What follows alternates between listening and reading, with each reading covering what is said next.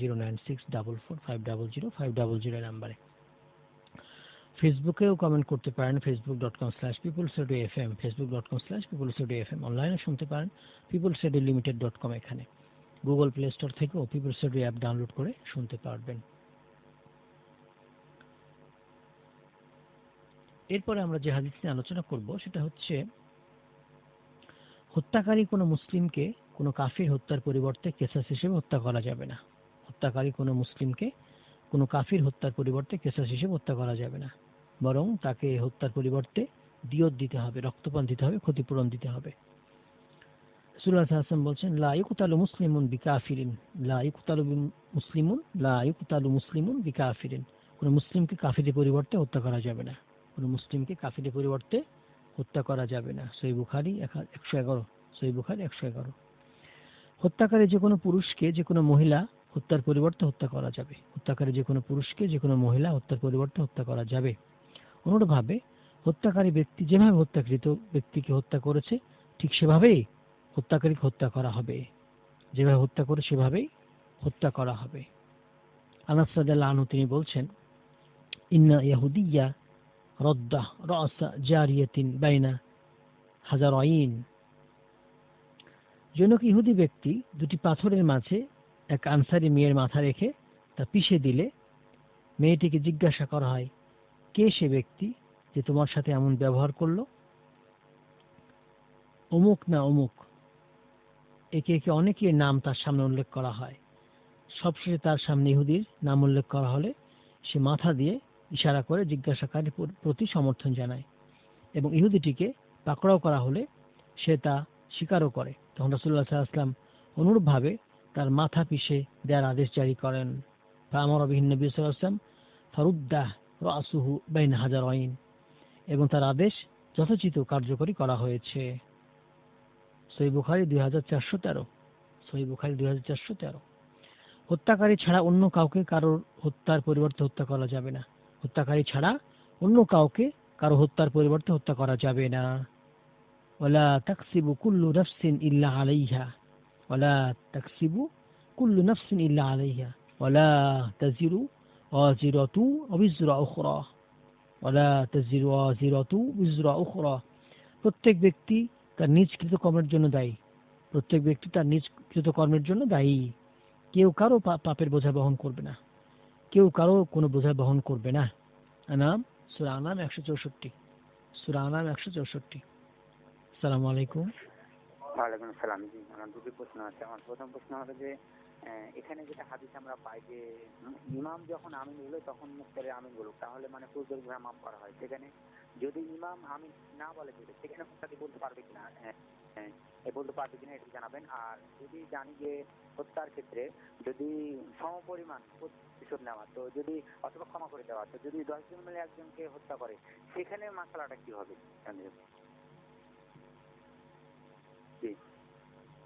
জি, আমাদের সাথেই থাকবেন। তাহলে আমরা যেটা বুঝলাম যে হত্যাকারী ছাড়া অন্য কাউকে কারোর পরিবর্তে হত্যা করা যাবে না।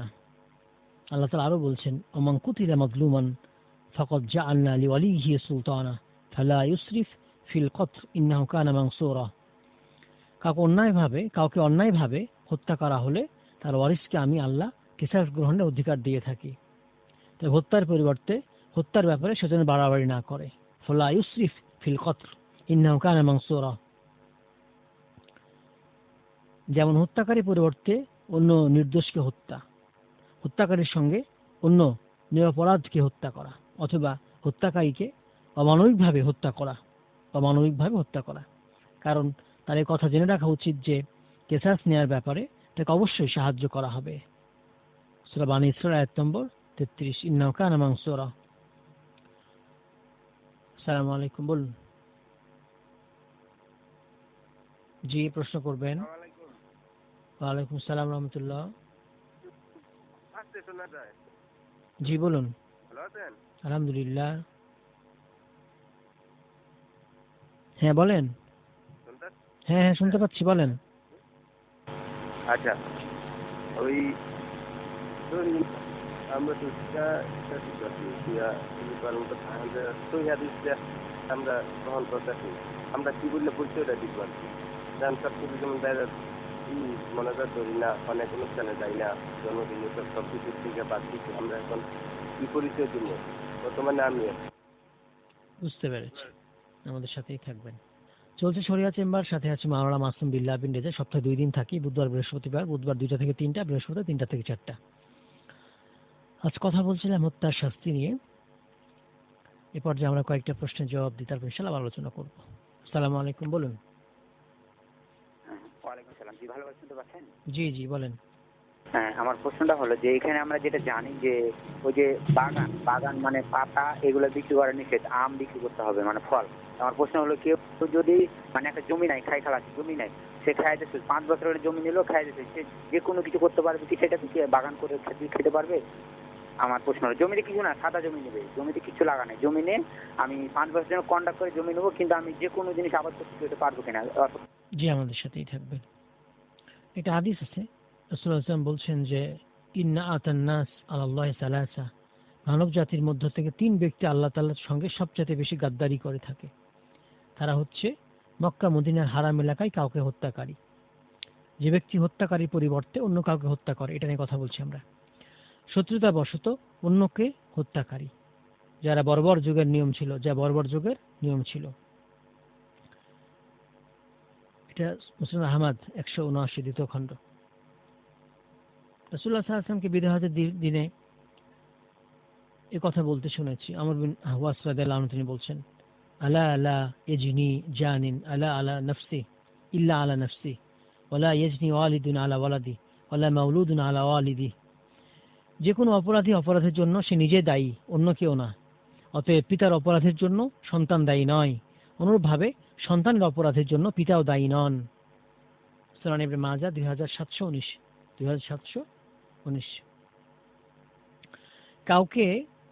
কেউ কাউকে এমন বস্তুতে হত্যা করলে যা কর্তৃক সাধারণত কেউ কাউকে হত্যা করে না, সেজন্য তাকে অবশ্যই দিয়ত দিতে হবে। এ জাতীয় হত্যা তুলনামূলক ইচ্ছাকৃত হত্যা নামে পরিচিত। এই হত্যার সাথে ইচ্ছাকৃত হত্যার কিছুটা সাদৃশ্যতা রয়েছে, কারণ তাতে হত্যার সামান্যটুকু ইচ্ছা অবশ্যই পাওয়া যায়। তবে এ হত্যাকে নিরেট ইচ্ছাকৃত হত্যা এ কারণে বলা হয় না যে যেহেতু তাতে এমন বস্তু ব্যবহার করা হয়নি যা কর্তৃক সাধারণত কাউকে হত্যা করা হয়। অনুরূপভাবে এই জাতীয় হত্যাকাণ্ডে কেসাস নেই বলে ভুলবশত হত্যার সঙ্গেও এর সামান্যটুকু সাদৃশ্য থেকে যায়। কারণ হত্যাকারীর পরিচয় পাওয়া সম্ভবপর না হলেও তার দিয়ত দিতে হয়, কারণ কোনো মুসলিমের রক্ত কখনো বৃথা যেতে দেওয়া হবে না। তবে সরকারই সে দিয়ত বহন করবে, সেজন্য কাউকে হত্যা করা যাবে না। যেমন কোনো ভিড় শেষ হওয়ার পর সেখানে কাউকে মৃত হিসেবে পাওয়া গেল। কোনো ব্যক্তি কারোর কেসাস অথবা দিয়ত বাস্তবায়নের পথে বাধা সৃষ্টি করলে তার উপর আল্লাহ তাআলার অভিশাপ নিপতিত হয়। রাসূলুল্লাহ সাল্লাল্লাহু আলাইহি ওয়াসাল্লাম বলছেন, মান কুতিলা ইম্মিয়া আও রিম্মিয়া বিহাজার, যার হত্যাকারীর পরিচয় মেলেনি অথবা যাকে পাথর মেরে কিংবা লাঠি কিংবা বেত্রাঘাতে হত্যা করা হয়েছে, তার দিয়ত হচ্ছে ভুলবশত হত্যার দিয়ত। তবে যাকে ইচ্ছাকৃত হত্যা করা হয়েছে তার শাস্তি হবে কেসাস। যে ব্যক্তি উক্ত কেসাস বা দিয়ত বাস্তবায়নে বাধা সৃষ্টি করে তার উপর আল্লাহর লানত, ফেরেশতার লানত, মানুষের লানত। তার পক্ষ থেকে কোনো প্রকার তাওবা অথবা ফিদিয়া ক্ষতিপূরণ গ্রহণ করা হবে না। অন্য অর্থে তার পক্ষ থেকে কোনো ফরজ ও নফল ইবাদত গ্রহণ করা হবে না। সুনান আবু দাউদ 4540। আসসালামু আলাইকুম। জি, ওয়ালাইকুম সালাম। জি বলেন। আচ্ছা, আমরা প্রশ্নগুলো জবাব দিতে হলে এবার আমিন বলার ক্ষেত্রে ইমাম সাহেব আমিন না বললে আমিন বলতে হবে। কারণ ইমাম সাহেব যদি কোনো সহিহ বিষয়ে আমল না করেন তার অর্থ এই না যে মুক্তাদির আমল করতে পারবেন না। ইমাম সাহেব না বললে আমিন বলতে পারবেন। তো যেখানে জোরে আমিন বলা হয় না সেখানে মিডিয়াম বলবেন, স্বাভাবিক বলবেন। আপনি শুনলেন, আপনার আশেপাশে দু একজন শুনলো, এটা। আর যেখানে জোরে বলা হয় সেখানে জোরে বললেন, এটা। তবে ইমাম সাহেব সহিহ হাদিস আমল না করলেও মুক্তাদিরা সহিহ হাদিস আমল করতে পারবে, যেমন আমিন বলা। হ্যাঁ, হত্যার প্রতিশোধ এখানে সবার ক্ষেত্রে হবে। একজন ব্যক্তিকে হত্যা করে যতগুলো মানুষ অংশগ্রহণ করেছে সবাইকে হত্যা করা হবে, এটা ইসলামের বিধান। একজন মানুষকে হত্যা করলে সারা পৃথিবীর সব মানুষ যে হত্যা জড়িত থাকে সবারই শাস্তি প্রযোজ্য হবে, সবারই শাস্তি প্রযোজ্য হবে এই হত্যার কারণে। সহিহ হাদিসে আমল করেন, এখানে পরিচয় দেওয়ার কি আছে? মুসলিম, আমি একজন মুসলিম, মুসলমানের কাজ তো সহিহ হাদিস আমল করা, কোরআন সহিহ হাদিস আমল করা। এক্ষেত্রে আলাদা পরিচয়ের দরকার নেই, আলাদা পরিচয় বহনের দরকার নেই। যদি ওখানে কোনো বিষয় এরকম থাকে তাহলে একসঙ্গে অনেকগুলো আছে, তাহলে সাধারণত যারা সহিহ হাদিস মেনে থাকে তাদের একটা পরিচয় দেওয়া হয়, সালাফি, আহলে হাদিস, মুহাম্মাদি, এরকম পরিচয় দেওয়া হয়ে থাকে। মুহাম্মাদি, সালাফি, আহলে হাদিস এগুলো পরিচয় দেওয়া হয়ে থাকে। তো কেউ যদি মনে করেন এটা পরিচয় দেওয়া জরুরি তাহলে দিতে পারেন, কারণ মুসলিমদের মধ্যে অনেক ভাগ আছে, কেউ মাযহাব মানে, কেউ মাযহাব মানে না, কেউ পীরপন্থী, কেউ মাজারপন্থী, কেউ এখানকাপন্থী। মুসলমানদের অনেক ছোটখাটো বিভেদ আছে পরিচয়ের ক্ষেত্রে। এখান থেকে পৃথক হওয়ার জন্য যে আপনি নিরেট কোরআন সহিহ হাদিস মেনে চলেন, তো এক্ষেত্রে ওইসব সাব পরিচয়গুলো, সাব টাইটেল বলে এগুলোকে, মূল পরিচয় মুসলিম, এরপরে কেউ পরিচয় সাব টাইটেল দিতে পারে, এটাকে আরো ক্লিয়ার করার জন্য দিতে পারে, এটা পরিচয় বহন করতে পারে। না, এটা ফলটা স্পষ্ট হওয়ার বিক্রি করা, ফলটা স্পষ্ট হওয়ার পরে বিক্রি করা।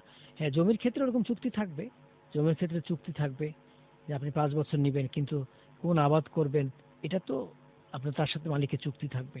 অথবা সে যদি বলে যাবেন যে কোনো গাছ লাগাতে পারবেন বা করতে পারবেন এই সময়ের মধ্যে, তাহলে আপনি পারবেন, কারণ সে তো আপনাকে লিজ দিয়েছে, ভাড়া দিয়েছে। ভাড়ার মধ্যে আপনি কয় বছর যে কোনো হালাল গাছ লাগাতে পারবেন, হারাম গাছ লাগানো তো জায়েজ হবে না, হারাম পণ্যের গাছ, তো এটা করতে পারেন। আর এগুলো চুক্তিতে আগে লিপিবদ্ধ থাকতে হবে, বলে নেবেন, তাহলে জায়েজ হবে। আসসালামু আলাইকুম। আসসালামু আলাইকুম, আলহামদুলিল্লাহ। সাউন্ড অনেক কম হচ্ছে, সাউন্ড একটু বাড়ানো যায়? জি বলুন। সাউন্ডের ব্যাপারে বলছি, সাউন্ড অনেক কম হয়, বাড়ানো যায়? ঠিক আছে, বলে দিচ্ছি। আসসালামু আলাইকুম, বলুন। ওয়ালাইকুম সালাম। না, আমি বলছিলাম যে শিরকের গুনাহ যদি তোবাবারে মারা যায় তাহলে ক্ষমা করতে পারে, কিন্তু যারা বেদাতকারী তাদের নাকি মানে ক্ষমা মানে কবুল, দোয়া কবুল হবে না। এই বিষয়ে একটু জানাবেন, এটা সঠিক কিনা? জি,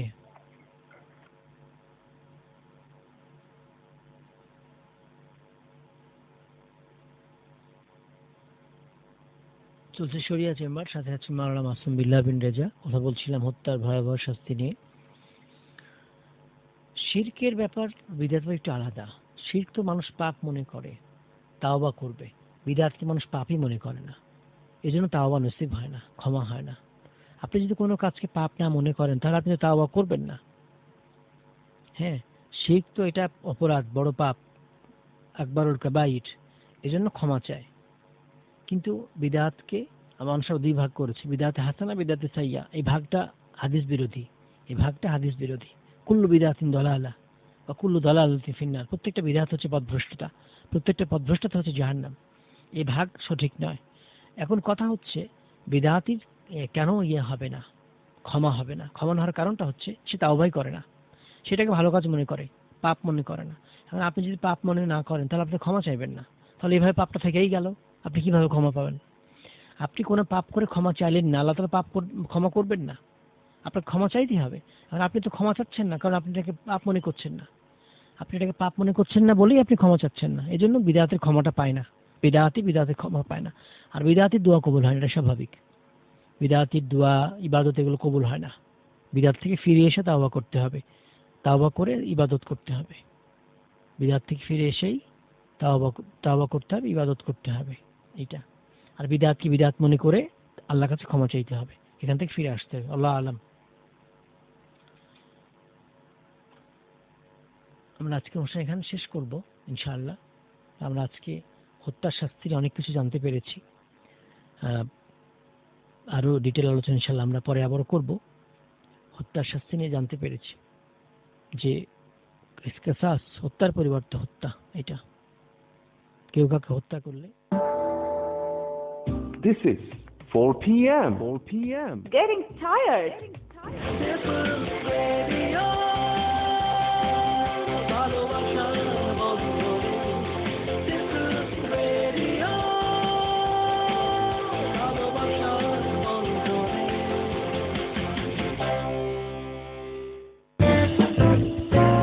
Pulse Radio 91.6 FM.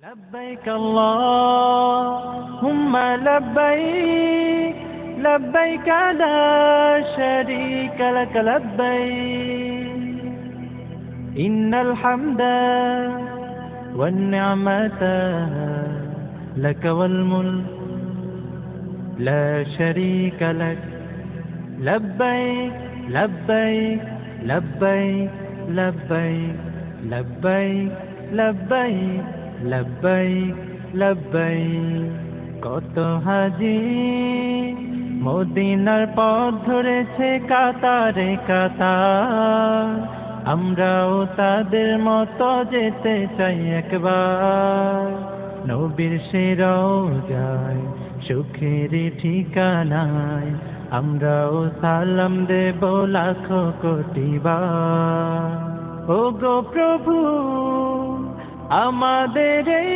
ফরিয়াদ করো যে কবুল তোমার পথে যেতে যেতে হব শহীদ তুমি যে সবার হৃদয়ের প্রিয় সাদী প্রতিটি কদমে এই দুটি নয়নে ঝরাবো অশ্রুফোঁটা তোমারই প্রেমে লব্বাইক اللهم لبيك لبيك لا شريك لك لبيك إن الحمد والنعمة لك والملك لا شريك لك